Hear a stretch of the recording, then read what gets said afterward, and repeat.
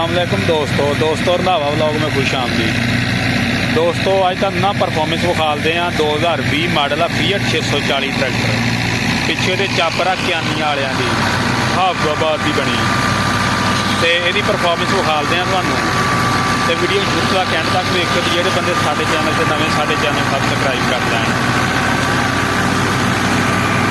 ते तुहानूं दसदे भी आ की रेट चल रहा वा, किन्ने दी ट्राली बना के दे रहे हैं, मुकम्मल तफसील तुहानूं दिंदे हैं।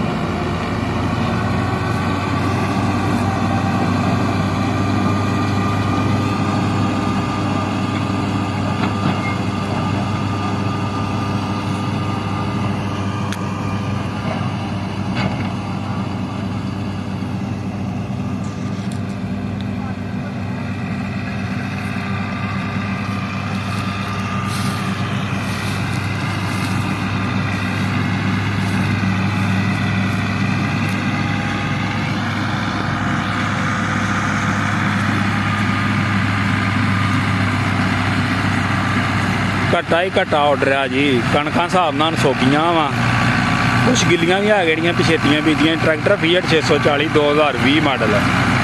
कारकर्दगी तुहाडे सामने कियानी वालियां दी पिछे चॉपर आ।